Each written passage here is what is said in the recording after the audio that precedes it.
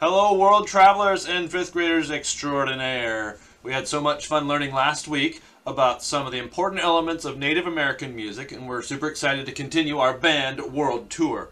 This week we head south to Central and South America to investigate some awesome music styles that incorporate the brass, wind, or percussion instruments that we're learning about for our band study. So let's get started with a trip to Mexico. In our Strings World Tour, you learned about the style of music called mariachi, and while you do see trumpets in mariachi music, it's mainly strings in the form of guitars and violins as well. So let's look at a Mexican style of music that uses only instruments from the band, brass, woodwinds, and drums. It's the style known as banda. Banda music was established in the 1880s, so about 140 years ago, with the arrival of piston metal instruments with valves, when communities there tried to imitate the military bands that were popular at the time. Remember learning about John Philip Sousa's bands in the United States? Well, that was a trend all over the world, so they were just trying to imitate those bands.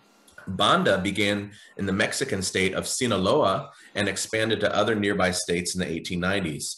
Because Mexico is so big and has so many different people, banda music developed a bit differently from region to region. Of course, you might see differences in instrumentation, that's what instruments are used, how they sound, and the types of pieces they play.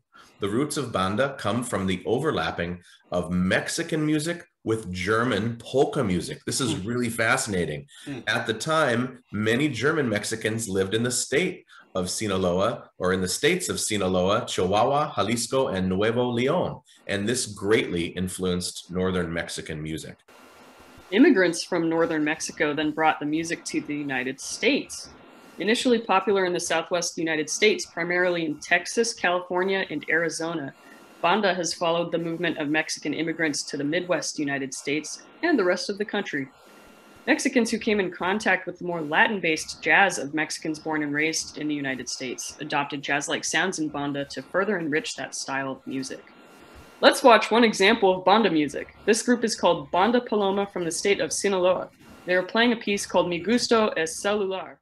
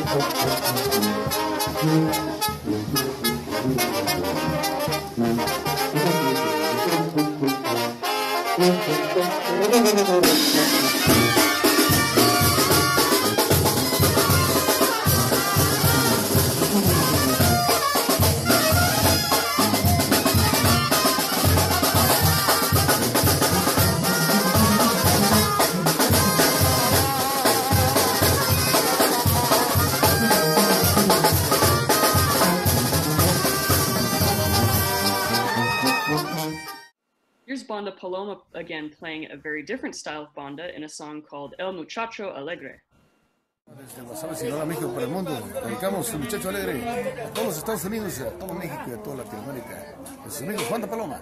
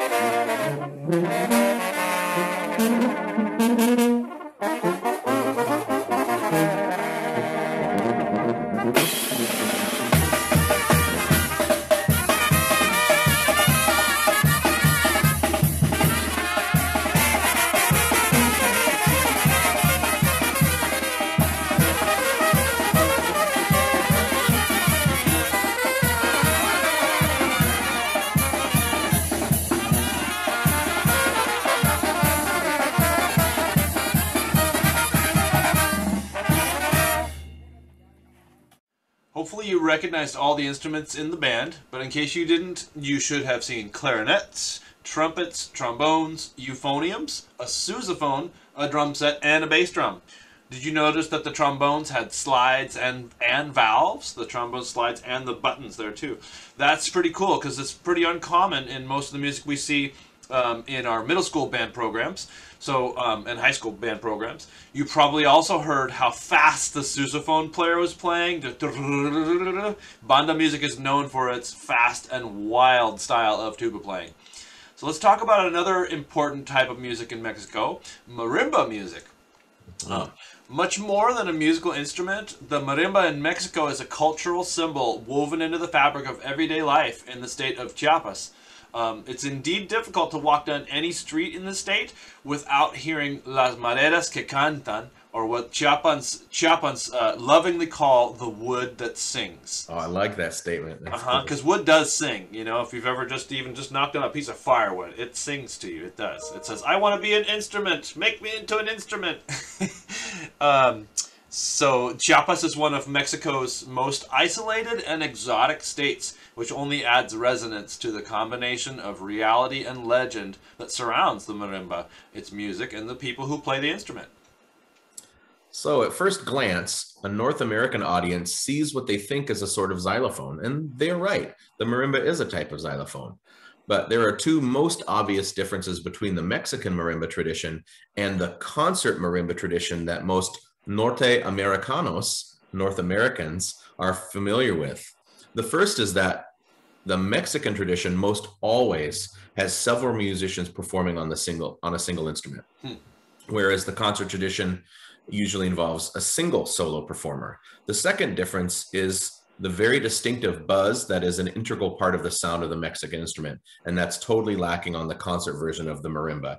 We would, in North America, consider a buzz to be a flaw.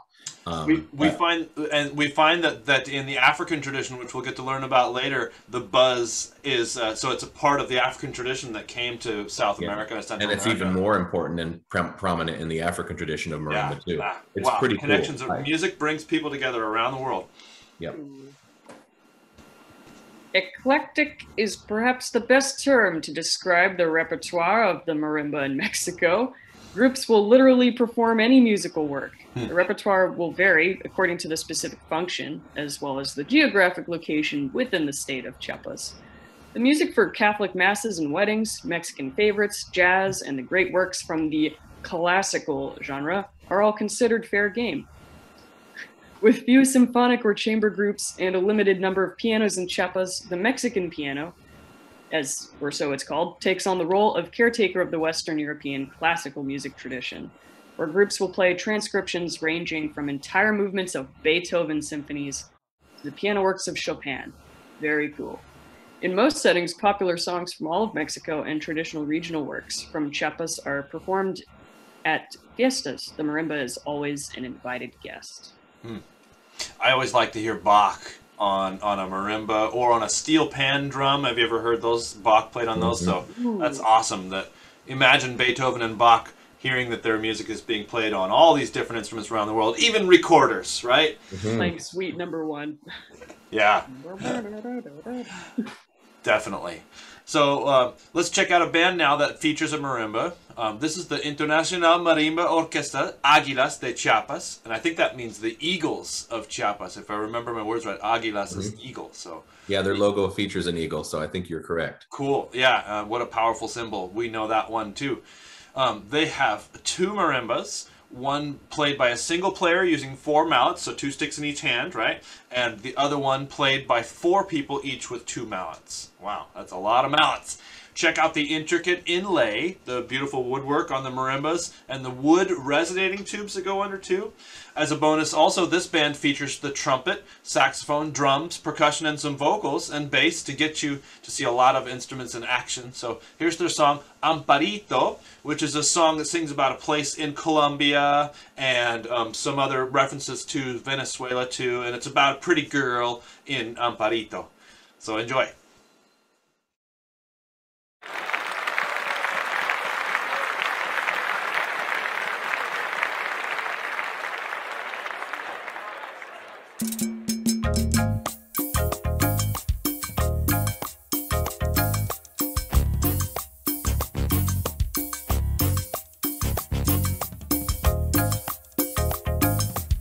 En un viaje quise a Barranquilla, conocí una linda colombiana y me quedé con las ganas de casarme con esa chiquilla. En un viaje quise a Barranquilla, conocí una linda colombiana y me quedé con las ganas de casarme con esa chiquilla. Amparito.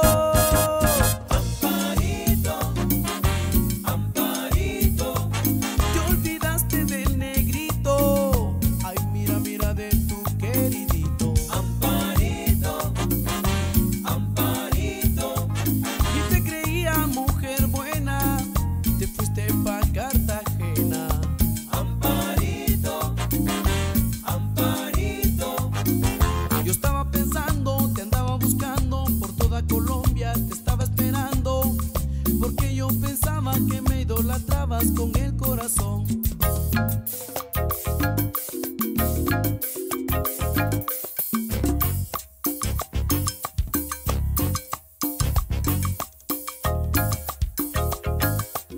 Amparito baila con soltura cuando escucha este ritmo, mi hermano, que ella dice que el mexicano sí que tiene fuego en la cintura. Amparito baila con soltura cuando escucha este ritmo, mi hermano, que ella dice que el mexicano sí que tiene fuego en la cintura. Amparito. Amparito, Amparito. Y el nombre de ese negrito, Amparito, oye, se llama Robertito. Amparito, Amparito. Quiero sentarme contigo en la hierbita, Amparito, y decirte lindas cositas. Amparito, Amparito. Yo estaba pensando, te andaba buscando por toda Colombia, te estaba esperando, porque yo pensaba que me idolatrabas con el corazón.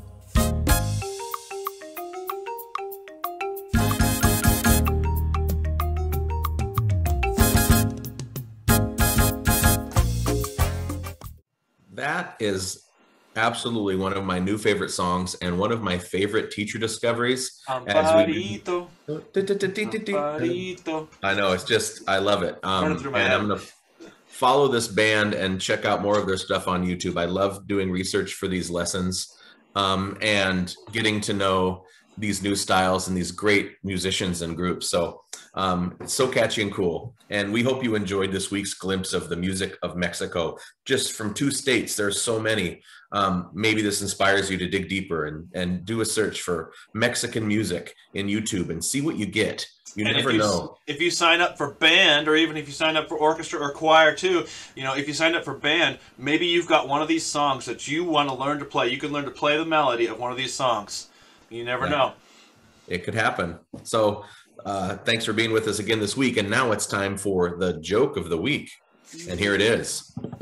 2 drums and a cymbal fall off a cliff. Ba-doom.